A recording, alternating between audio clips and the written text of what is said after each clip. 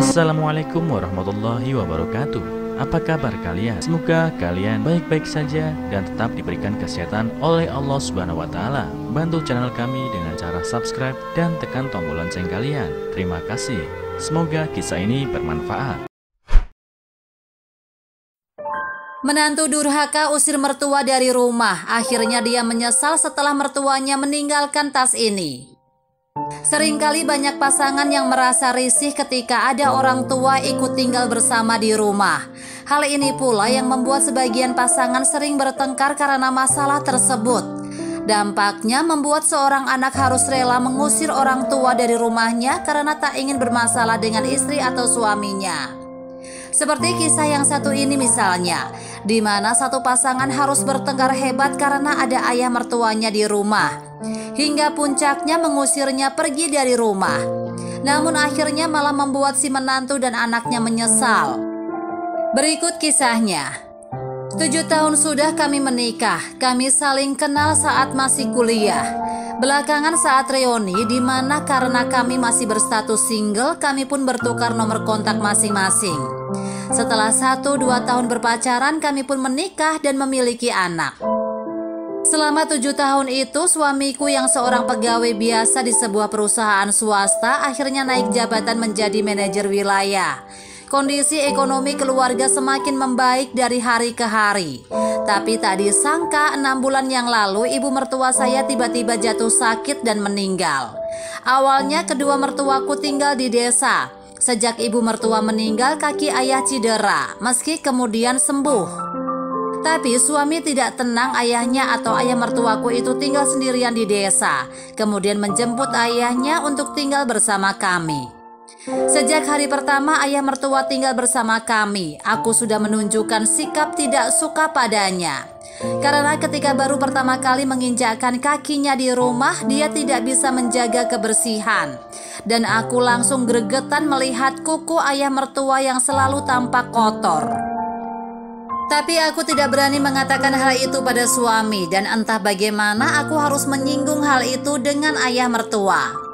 Karena aku harus berangkat kerja setiap pagi, di mana ketika ayah mertua sudah tinggal beberapa hari bersama kami, dia pun tahu kalau aku dan suami sibuk. Jadi saat kami masih tidur, dia selalu sibuk setiap pagi di dapur menyiapkan masakan untuk kami.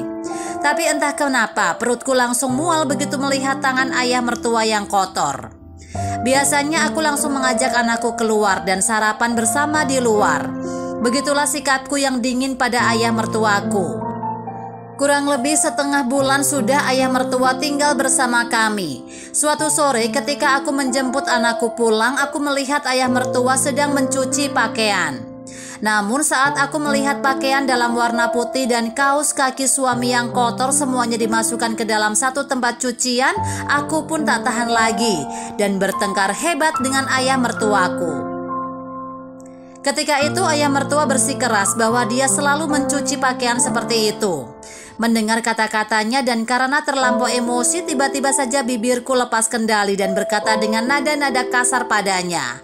Keesokan harinya ketika aku pulang kerja, aku melihat ayah mertua sedang merapikan barang-barangnya. Secara samar-samar aku tahu apa maksudnya. Mungkin ayah mertua marah karena ucapanku yang kasar kemarin dan ingin pergi dari rumah, gumamku dalam hati. Tapi aku hanya bisa diam saja dan tak banyak tanya. Bahkan aku tidak menceritakan hal itu pada suami. Karena aku sedang cuti, suatu hari saat suami berangkat kerja, sepanjang hari itu aku istirahat di rumah. Setelah suami berangkat ke kantor, ayah mertua mengetuk pintu kamarku.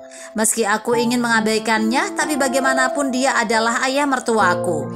Akhirnya aku pun membuka pintu dan melihat tangannya memegang sebuah tas usang. Kemudian dia memberikan tas itu padaku. Katanya mau dikasihkan pada anakku, cucunya. Ayah mertua bilang itu adalah tas yang sengaja dibelinya untuk anakku. Melihat tas itu tampak jelek dan usang, aku pun bilang padanya, tasnya sudah terlalu banyak, tidak usah. Saat itu aku tertegun melihat isi di dalamnya dan seketika berjongkok sambil menangis terisak. Tak disangka ayah mertua tidak mempersoalkan sedikit pun sikapku yang kasar padanya, bahkan meninggalkan sejumlah uang. Saat itu aku hitung sejenak ada sekitar 313,6 juta rupiah. Malamnya ketika suami pulang, aku pun menceritakan hal itu. Suamiku terdiam cukup lama setelah mendengar ceritaku. Kemudian dia bilang barusan menelepon ayahnya atau ayah mertuaku. Itu adalah tabungannya dari hasil hidup hemat. Hatiku semakin tertekan dan sedih setelah mendengar kata-kata itu. Suamiku merasa ayahnya pergi karena aku.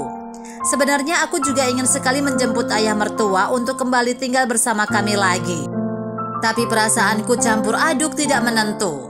Aku takut terjadi pertengkaran lagi dengan ayah mertua. Jadi aku harus bagaimana baiknya? Belajar dari kisah ini tentunya sebenarnya semua itu hanya karena kebiasaan ayah mertua dengan menantu yang tidak sama, sehingga terjadi pertengkaran.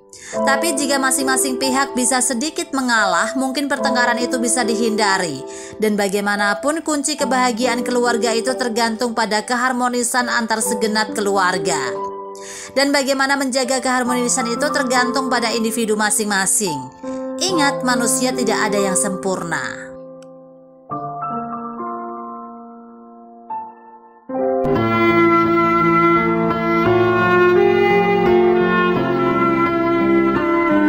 Assalamualaikum warahmatullahi wabarakatuh. Apa kabar kalian? Semoga kalian baik-baik saja dan tetap diberikan kesehatan oleh Allah Subhanahu wa Ta'ala. Bantu channel kami dengan cara subscribe dan tekan tombol lonceng kalian. Terima kasih.